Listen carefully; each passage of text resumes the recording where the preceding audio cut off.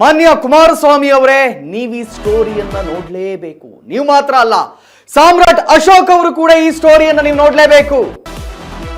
S, ಇದು ಕೇಂದ್ರ ಸಚಿವ ಕುಮಾರಸ್ವಾಮಿ ಅವರು ನೋಡ್ಲೇಬೇಕಾಗಿರುವಂತ ಸ್ಟೋರಿ.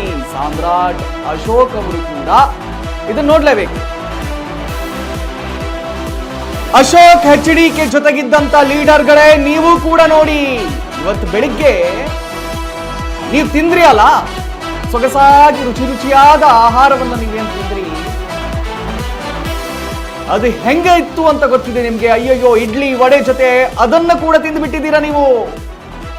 ಯಾವ್ದನ್ನಂತ ಈಗ ಹೇಳ್ತೀವಿ ಕೇಳಿ. ಸ್ಟ್ಯಾಂಡರ್ಡ್ ಅಂತ ಹೋಗಿ ಹಿಂಗೆಲ್ಲ ಆಗೋಯ್ತಾ ಅನ್ನುವಂತ ಪ್ರಶ್ನೆ. ಪ್ಲೇಟು, ಸ್ಪೂನ್ ಎಲ್ಲ ಟಿಶ್ಯೂನಲ್ಲಿ ಕ್ಲೀನ್ ಮಾಡ್ಕೊಂಡ್ರಿ. ಆದ್ರೆ ನೀವು ತಿಂದಿದ್ದು ಏನ್ ಗೊತ್ತಾ? ನಾವು ತೋರಿಸ್ತೀವಿ. ಆದ್ರೆ ಮೀಟಿಂಗ್ ನಲ್ಲಿ ಅವನ್ನ ಮಾತ್ರ ಹಂಗೆ ತಿಂದು ಬಿಟ್ರ.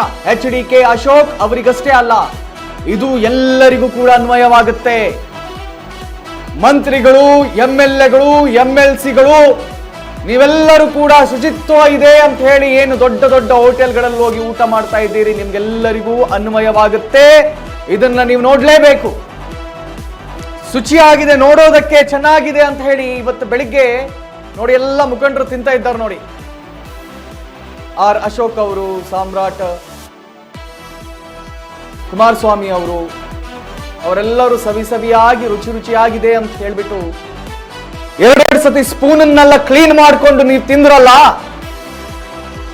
ಆ ಆಹಾರವನ್ನ ತಯಾರು ಮಾಡ್ತಾ ಇರೋದು ಕೊಳೆತ ಈರುಳ್ಳಿಯಲ್ಲಿ, ಕೊಳೆತ ಟೊಮೆಟೊದಲ್ಲಿ,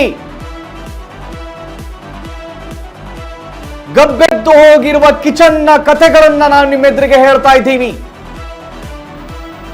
HDK ಅಶೋಕ್ ಅವರಿಗಷ್ಟೇ ಅಲ್ಲ, ಇದು ಎಲ್ಲರಿಗೂ ಕೂಡ ಅನ್ವಯವಾಗುತ್ತೆ. ಬಿಸ್ನೆಸ್ ಮ್ಯಾನ್ಗಳು, ದೊಡ್ಡ ದೊಡ್ಡ ಮುಖಂಡರು 1,000 ಕೊಟ್ಟು 2,000 ಕೊಟ್ಟು ಊಟ ಮಾಡ್ತಿರಲ್ಲ, ಒಂದು ಪ್ಲೇಟ್ ಇಡ್ಲಿಗೆ 400 ರೂಪಾಯಿ ಕೊಟ್ಟು ತಿಂತೀರಲ್ಲ, ನಿಮ್ಮೆಲ್ಲರಿಗೂ ಇದು ಅನ್ವಯ.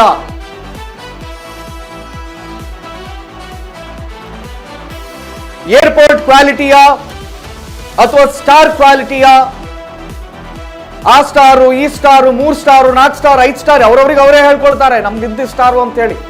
ಬಟ್ ಸ್ಟಾರ್ ರೇಟಿಂಗ್ ಕೊಡುವಂತಹ ಕಂಪನಿಗಳು ವಿದೇಶದಲ್ಲಿವೆ. ಅವರ ಡೀಟೇಲ್ಸ್ ಗಳನ್ನ ತೆಗೆದ್ರೆ ಇವರು ಸ್ಟಾರ್ಗಳ ನಿಜವಾದ ನೈಜತೆ ಅರ್ಥ ಆಗುತ್ತೆ. ವಾಟ್ಸ್ಆಪ್ ಅದ್ರ ಬಗ್ಗೆ ಮಾತಾಡಲ್ಲ, ಈಗ ಸದ್ಯಕ್ಕೆ ಅವ್ರ ಕಿಚನ್ ಬಗ್ಗೆ ಮಾತಾಡೋಣ.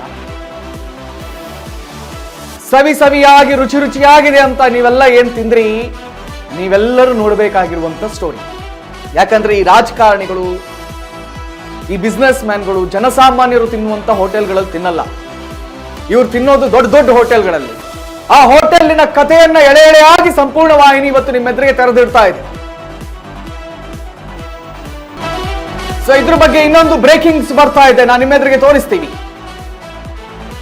ಪ್ಲೇಟು, ಸ್ಪೂನ್ ಎಲ್ಲದನ್ನ ಟಿಶ್ಯೂ ಅಲ್ಲಿ ಕ್ಲೀನ್ ಮಾಡಿಕೊಂಡು ನಾವು ಶುಚಿಯಾದ ಆಹಾರವನ್ನ ತಿಂತಾ ಇದ್ದೀವಿ ಅಂತ ಎಣಿಸ್ಕೊಂಡು ಯಾರೆಲ್ಲ ತಿಂತಾ ಇದ್ದೀರಿ, ನೀವು ಈ ಬ್ರೇಕಿಂಗ್ಸ್ ಗಳನ್ನ ನೋಡ್ಲೇಬೇಕು. ರಾಡಿಸನ್ ಬ್ಲೂ ಹೋಟೆಲ್ ಅಲ್ಲಿ HDK ಮತ್ತು ಅಶೋಕ್ ಇವತ್ತು ಮೀಟಿಂಗ್ ಅನ್ನ ಮಾಡಿದ್ರು. JDS ಮತ್ತು BJP ನಾಯಕರ ಮಧ್ಯೆ ಪಾದಯಾತ್ರೆ ಸಭೆ ಆರಂಭವಾಗಿದೆ.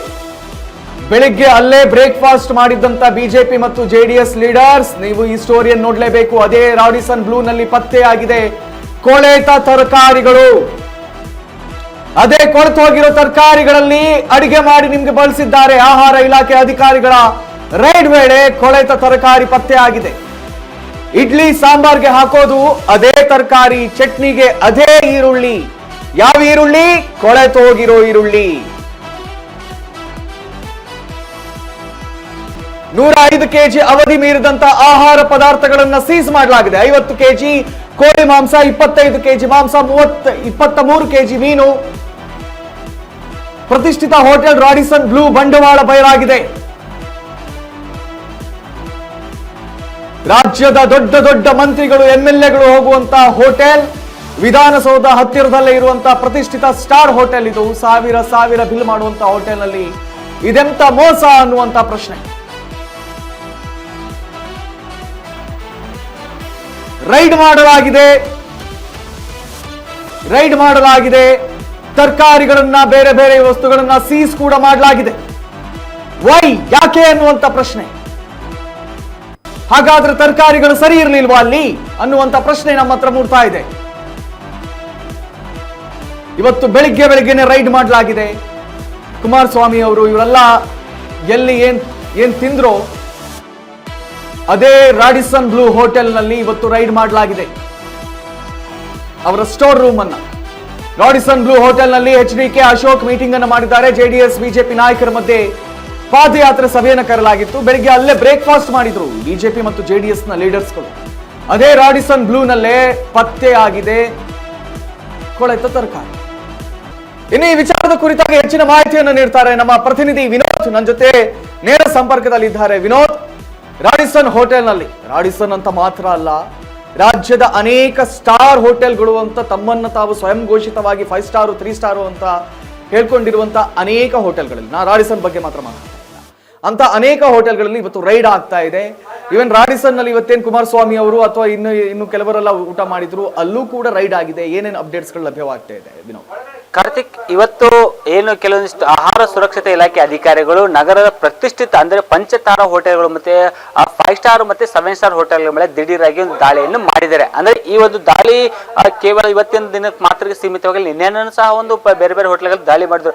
ಆದ್ರೆ ನಿನ್ನೆ ದಾಳಿ ಮಾಡಿದ್ರೆ ಇವತ್ತು ಅದೇ ಹೋಟೆಲ್ನಲ್ಲಿ, ಅದೇ ಪ್ರತಿಷ್ಠಿತ ಹೋಟೆಲ್ನಲ್ಲಿ JDS ಮತ್ತು ಬಿಜೆಪಿಯ ಸಮನ್ವಯ ಸಮಿತಿ ನಡೆದಿದೆ, ಸಭೆ ನಡೆದಿದೆ. ಈ ಒಂದು ಸಭೆಯಲ್ಲಿ ಇದೇ ಅಶೋಕ್ ಆಗಿರಲಿ, HD ಕುಮಾರಸ್ವಾಮಿ ಆಗಿರಲಿ, ಜೊತೆಗೆ ಇನ್ನು ಹಲವು ಬಿಜೆಪಿ ನಾಯಕರುಗಳಾಗಿರಲಿ ಮತ್ತೆ JDS ನಾಯಕರುಗಳಾಗಲಿ ಈ ಕೊಳೆತೋಗಿರ್ತಕ್ಕಂಥ ಸುದ್ದಿ ಇತ್ತಲ್ಲ ನಿನ್ನೆ, ನಾವೇನೋ ಕೊಳೆತೋಗಿರೋ ಈರುಳ್ಳಿ, ಟೊಮಾಟೊ ಮತ್ತೆ 31 ಲೀಟರ್ ಕೆಟ್ಟೋಗಿರೋ ಹಾಲು, ಎಕ್ಸ್ಪೈರ್ ಆಗಿರ್ತಕ್ಕಂಥ ಹಾಲುಗಳು, ಜೊತೆಗೆ ಅಲ್ಲಿರ್ತಕ್ಕಂಥ ಇನ್ನೂ ಮಸಾಲೆ ಪದಾರ್ಥ ಹಾಳಾಗಿದೆ ಅಂದ್ರೆ ಅದೇ ನಾವು ಸುದ್ದಿ ಮಾಡಿದ್ವಿ. ಆ ಸುದ್ದಿ ಬಳಿಕನು ಎಚ್ಚೆತ್ಕೊಳ್ಳದ ಒಂದು ರಾಜಕೀಯ ನಾಯಕರು ಇವತ್ತು ಅದೇ ಹೋಟೆಲ್ನಲ್ಲಿ ಹೋಗಿ ಸಭೆ ಮಾಡಿ ಅದೇ ಹೋಟೆಲ್ನಲ್ಲಿ ಅದೇ ಕೊಳೆತೋಗಿರ್ತಕ್ಕಂಥ ಒಂದು ಈರುಳ್ಳಿನ ಮತ್ತೆ ಟೊಮಾಟೊನ ಜೊತೆಗೆ ಒಂದು ಆಲೂಗಡ್ಡೆನ ತಿಂದು ಬಂದಿರತಕ್ಕಂಥ ಘಟನೆ ನಡೆದಿದೆ. ಈಗ ನೋಡಿ, ಅಶೋಕ್ ಅವರು ಒಂದು ಸ್ಪೂನ್ ಅನ್ನ ಒಂದು ಟಿಶ್ಯೂ ಇಂದ ಕ್ಲೀನ್ ಮಾಡ್ಬಿಟ್ಟು ಅದನ್ನ ಸೇವನೆ ಮಾಡಿದ್ರು. ಆದ್ರೆ ಆ ಸ್ಪೂನ್ ಕ್ಲೀನ್ ಮಾಡಿದ ಹೊರತು ಅಲ್ಲಿ ಕೆಟ್ಟೋಗಿರೋ ಈರುಳ್ಳಿನ ಕ್ಲೀನ್ ಮಾಡಿಲ್ಲ. ಜೊತೆಗೆ ಆ ಒಂದು ಅಲ್ಲಿ ಬಳಸಿರ್ತಕ್ಕಂಥ ಹೈಜಿನಿಕ್ ಅನ್ನ ಅಲ್ಲಿ ಅವರು ನೋಡಿಲ್ಲ. ಸೊ ಹೀಗಾಗಿ ಎಲ್ಲಾ ಸುದ್ದಿ ಗೊತ್ತಿದ್ರು ಆ ಒಂದು ಏನು ಅಂತ ಪ್ರತಿಷ್ಠಿತ ಹೋಟೆಲ್ಗೆ ಆ ಒಂದು